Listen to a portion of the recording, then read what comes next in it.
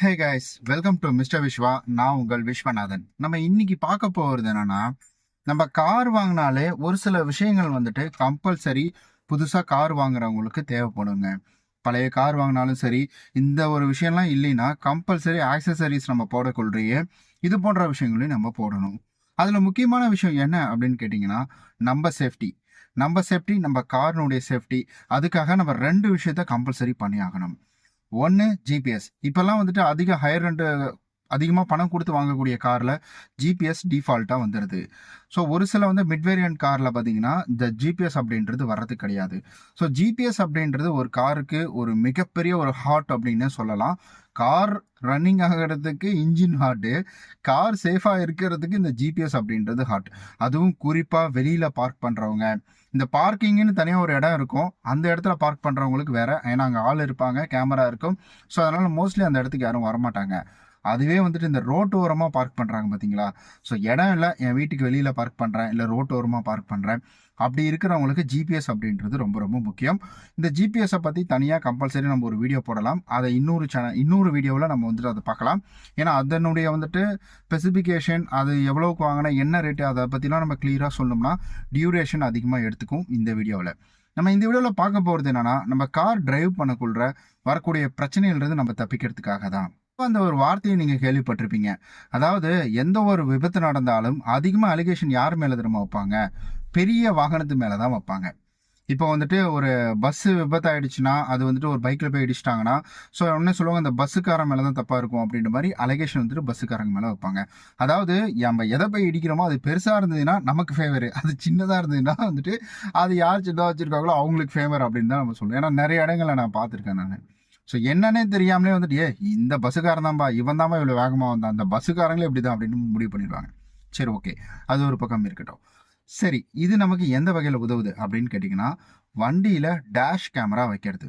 அதாவது இந்த டேஷ் கேமராவால் நிறையா வந்துட்டு விஷயங்கள், நிறையா வந்துட்டு கேஸ், ஸோ இதிலெல்லாம் வந்துட்டு மிகப்பெரிய ஒரு சொல்யூஷன் அப்படின்றது கிடச்சிருக்கு.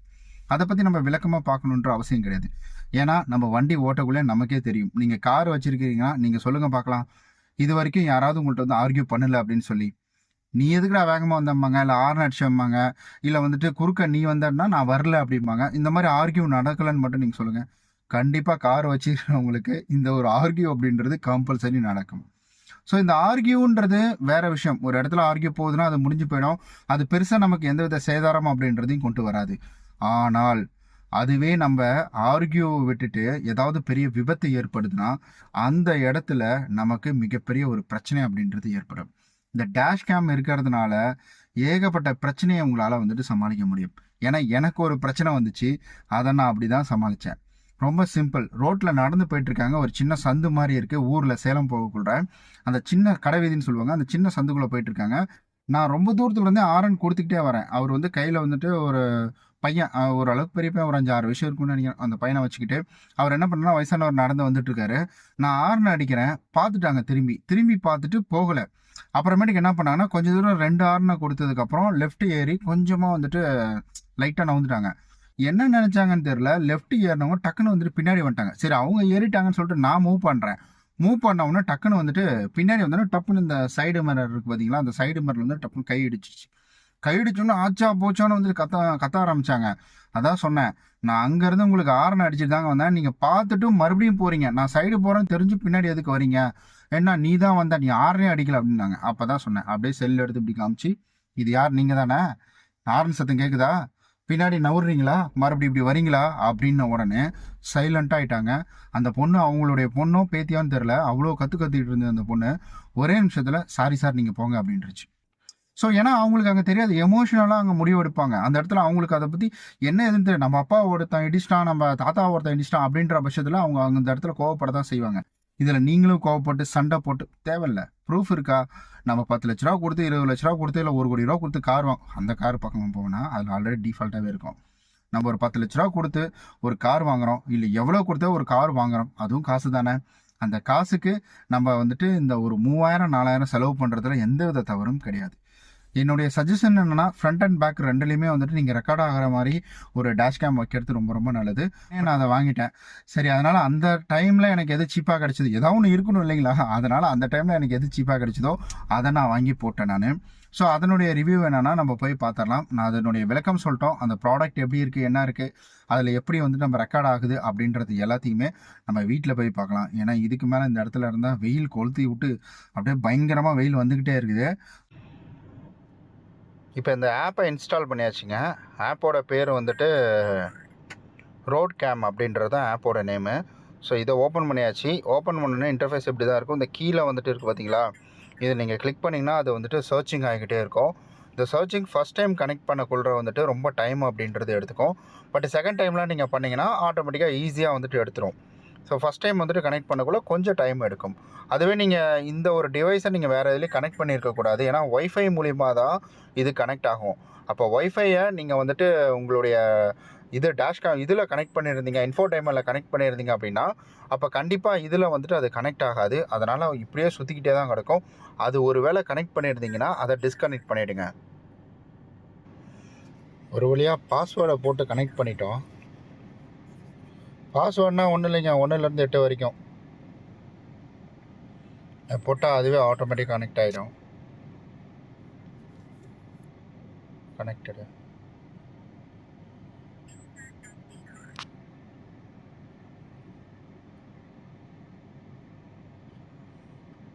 எல்லாமே கனெக்ட் ஆகிடுச்சு. இப்போ பாருங்கள், இப்போ நமக்கு ஓப்பன் ஆகிடுச்சிங்களா. இந்த இடத்துல வந்துட்டு நம்ம வேணும்னா அதை டிஃபால்ட்டாக நம்ம ரெக்கார்ட் பண்ணிக்கலாம், இல்லைன்னா வந்துட்டு நம்ம பண்ணணும் அப்படின்ற அவசியம் கிடையாது. இதை நம்ம வந்துட்டு ஒரு டைமிங்லாம் இருக்குது, அந்த டைமிங்லாம் செட் பண்ணி வச்சுக்கலாம்.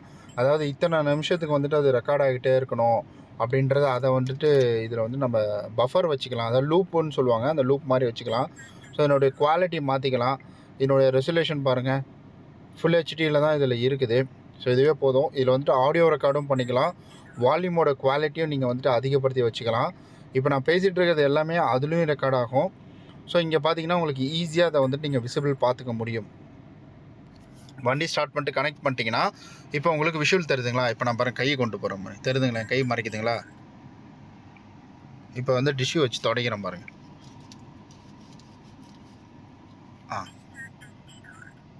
இப்போ பாருங்கள், உங்களுக்கு இங்கே நான் கை கொண்டு போகக்குள்ள இங்கே தெரியுது பாருங்கள். லைவ் ரெக்கார்ட் ஆகிட்டு இருக்குது இப்போ. ஸோ இதனுடைய குவாலிட்டி இது தான். ஆனால் குவாலிட்டியில் எந்த குறையும் சொல்லிட முடியாது, பெருசாக ரொம்ப சூப்பராகவே இருக்கும். நான் ஊருக்கு போகக்குள்ள இதில் நிறையா ரெக்கார்டு இருக்குது, அதையும் வந்துட்டு நான் கொடுக்குறேன். நான் அதை போய் பாருங்கள். இது ஜஸ்ட்டு கிளிக் பண்ணிங்கன்னா இது வந்து ஆட்டோமேட்டிக்காக வந்துட்டு ரெக்கார்ட் ஆக ஆரம்பிச்சிடும். அதில் நீங்கள் எஸ்டி கார்டு வேணுமா நீங்கள் அதுக்குள்ளே வந்துட்டு போட்டு வச்சுக்கலாம். இதில் டேட் அண்ட் டைமிங்லாம் பாருங்கள். இன்றைக்கி பாருங்கள் 15/11/2024 9:10 மணிக்கு வந்துட்டு நான் ரெக்கார்ட் பண்ணிகிட்ருக்கேன். டேட் அண்ட் டைமிங் இது எல்லாத்தையுமே வந்துட்டு வந்துடும். பட் இருந்தாலும் வந்துட்டு சொல்கிறேன், இந்த டைமிங்கில் நான் இப்போ பண்ணிகிட்ருக்கேன் அப்படின்னு சொல்கிறதுக்காக. வைல்டு ஆங்கிளும் பார்த்திங்கன்னா நல்லா சூப்பராகவே கவர் பண்ணுது. அந்த கார் எங்கேயோ இருக்குது, இந்த லெஃப்ட் ஹேண்ட் சைடும் ரைட் ஹேண்ட் சைடும், பட் ஆனால் அதை கரெக்டாக கவர் பண்ணுது பாருங்கள் இது. ஸோ அதனால் வைட் ஆங்கிளும் நல்லாயிருக்கு. ஸோ இதனுடைய குவாலிட்டி இது தான். இன்னும் கொஞ்சம் வந்துட்டு நான் ரன்னிங்கில் இருக்க குவாலிட்டி நான் இப்போ அடுத்தது நான் இப்போ ப்ளே பண்ணுறேன். ஆக்சுவலி இந்த வீடியோ எடுக்கிறதுக்கு ஒரு 2-3 நாள் ஆச்சுங்க. ஏன்னா நான் இதை வந்துட்டு அன்பாக்ஸ் பண்ணுற வந்துட்டு வீடியோ எடுத்து வச்சுருந்தேன், முன்னே எடுத்து வச்சுட்டேன். ஸோ அது மிஸ் ஆகிடுச்சு, டெலீட் ஆகிட்டு இருக்குது போல். என்னால் அதை ரெக்கவர் பண்ணவே முடியல. ஸோ அதனால தான் இந்த வீடியோ அப்படின்றது டிலே ஆகிடுச்சு. ரொம்ப நாள் கழித்து இந்த வீடியோ வந்துட்டு நான் ரெக்கார்ட் பண்ணிகிட்ருக்கேன். சரி, ஓகே, நம்ம வந்துட்டு இங்கே ஆல்ரெடி வச்சுருக்கிறோம் இல்லைங்களா, நம்மக்கிட்ட தான் ப்ராடக்டே இருக்குது, அப்புறம் நம்ம எதுக்கு வந்துட்டு அதை போய் ஃபைண்ட் அவுட் பண்ணிக்கிட்டு இருக்கிறத வச்சு போட்டுடலாம் அப்படின்னு சொல்லிட்டு தான் நான் இந்த வீடியோவே வந்துட்டு இப்போ ஷூட் பண்ணிகிட்ருக்கேன்.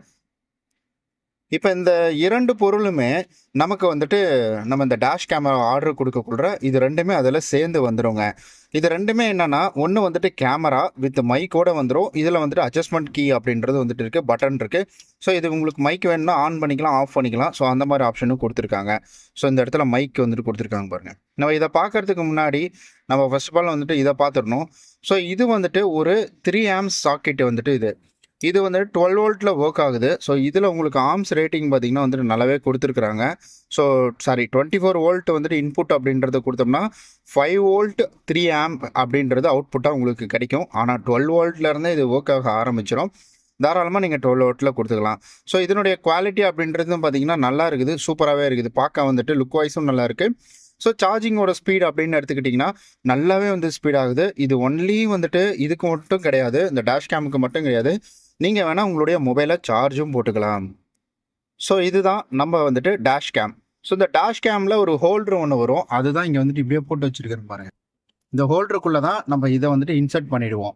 ஸோ இதை இன்சர்ட் பண்ணிட்டா ஆட்டோமேட்டிக்காக நமக்கு தகுந்த மாதிரி 360 டிகிரியில் நம்மளால் வந்துட்டு அட்ஜஸ்ட் பண்ணிக்க முடியும் இந்த ஒரு கேமராவில்.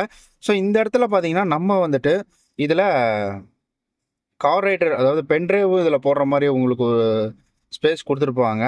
ஸோ அதுக்கப்புறம் சார்ஜ் பண்ணுறதுக்கான ஸ்பேஸ். இது வந்துட்டு பேட்ரி கிடையாது, இது ஒன்லி வந்துட்டு கரண்ட்டில், அதாவது கரண்ட் எப்படின்னா இது வந்துட்டு போர்ட்டபிள், அதாவது சார்ஜ் போடாமலே சார்ஜ் போட்டு யூஸ் பண்ணலான்னு சொல்கிறாங்க பார்த்தீங்களா, அந்த மாதிரி கிடையாது. உங்களுக்கு வண்டி ஆனால் தான் இது ஒர்க் ஆகும். ஒருவேளை உங்கள்கிட்ட 5 வோல்ட்டு பவர் பேங்க் இருக்குன்னா நீங்கள் அதை அப்படியே இன்சர்ட் பண்ணி வச்சுட்டு போனால் கூட இது ஆட்டோமேட்டிக்காக ரெக்கார்ட் ஆகிக்கிட்டே இருக்கும். ஸோ அப்படி கூட நீங்கள் பண்ணுறதா இருந்தால் பண்ணிக்கலாம். ஆனால் பிரச்சனை என்னென்னா இதை உங்களால் பார்க்க முடியாது. எப்படின்னா நீங்கள் வந்து மொபைல் வந்து ஒய்ஃபை கனெக்ஷன் தூரத்தில் இருந்தால் மட்டும்தான் உங்களால் வந்துட்டு இதில் என்ன ரெக்கார்ட் ஆகிருக்குன்னு பார்க்க முடியும்.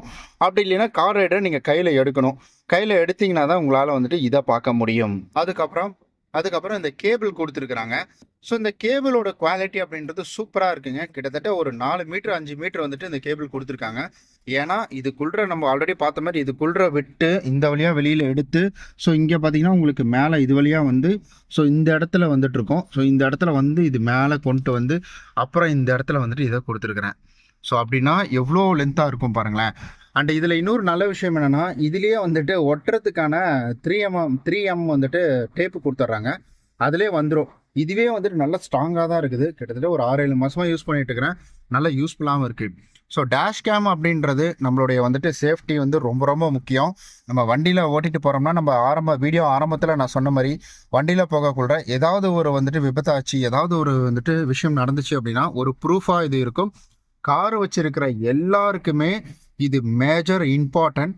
நீங்கள் வைக்கலினா ஒரு 1800 வைக்கிறதுல எந்தவித தவறும் கிடையாதுன்னு தான் நான் சொல்லுவேன். ஸோ உங்கள் பக்கம் நியாயத்தை நீங்கள் சொன்னாலாம் யாரும் கேட்க மாட்டாங்க. ப்ரூஃபோடு காமிச்சிங்க அப்படின்னா உங்கள் கிட்டே யாரும் வரவும் மாட்டாங்க. ஓகே நண்பர்களே, ஸோ இந்த வீடியோ உங்களுக்கு பயனுள்ளதாக இருந்திருக்கும் அப்படின்னு நம்புகிறோம். ஸோ இந்த வீடியோ உங்களுக்கு எந்த அளவுக்கு பயனுள்ளதாக இருந்தது அப்படின்றத மறக்காமல் கமெண்டில் சொல்லிடுங்க.